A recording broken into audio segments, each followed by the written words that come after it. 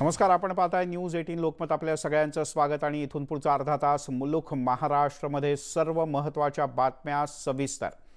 पुण्यामध्ये आणखीन एका कोरोना बाधित रुग्णाची नोंद झाली आहे। पुण्यामध्ये कोरोनाग्रस्त रुग्णांची संख्या वाढून आता 8 वरून 9 झाली आहे, तर राज्यात कोरोनाग्रस्त रुग्णांचा आकडा आता 12 वर पोहोचला आहे। पुण्यामध्ये कोरोनाचे एकूण 9 रुग्ण आढळले आहेत।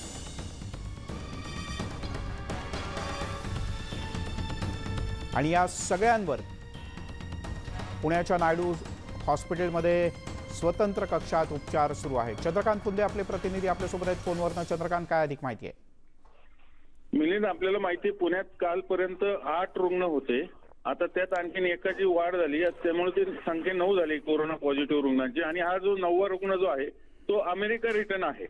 मी आतापर्यंत जे होते ते दुबई रिटर्न होते, अर्थात ती इतर देशातनं दुबईतून भारतात आले होते आणि हा मात्र अमेरिकेवरून आलेला आहे।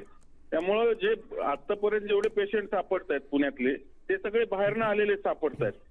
त्यामुळे आता प्रशासन इथून पुढे काळजी ही घेणार आहे की जेवढ्या फ्लाईट बाहेरनं येतील पुण्यात किंवा ह्या मुंबई, या सगळ्या बाहेरनं परदेशातनं येणाऱ्या भारतीय नागरिकांची किंवा परदेशी पर्यटकांची विमानतळावरच ते कसून चौकशी करणार आहे, सगळी तपासणी करणार आहे। मगच त्यांना कॉर्डन अप करायचं की नाही, त्यांच्या तपासणीनंतर लक्षणं आढळल्यानंतर किंवा त्यांची सगळी तपासणी नंतरच त्यांना पुढच्या इन्स्ट्रक्शन मिळणार आहेत।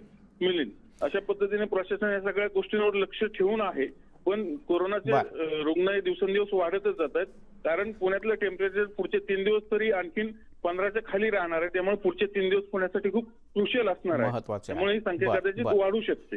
चंद्रकांत, तुर्तास धन्यवाद या सगळ्या सविस्तर माहितीबद्दल आणि विश्लेषणाबद्दल। पुण्याचे विभागीय आयुक्त डॉक्टर दीपक म्हैसेकर आणि जिल्हाधिकारी नवल किशोर राम यांनी प्रशासनाला अधिक सतर्क केलंय, कारण आणखीन एक रुग्ण कोरोना पॉझिटिव्ह सापडलेला आहे।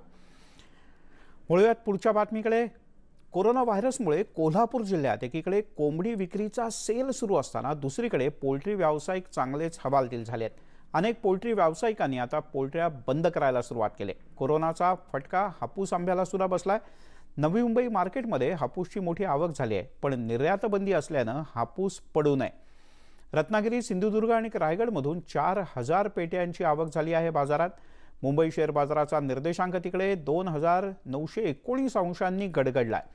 कोरोना व्हायरसचा जगभरात फैलाव होत असून त्याचा अर्थव्यवस्थेवर सुद्धा विपरीत परिणाम होताना दिसतोय। मागच्या काही दिवसांपासून शेअर बाजार सातत्यानं कोसळत आहे।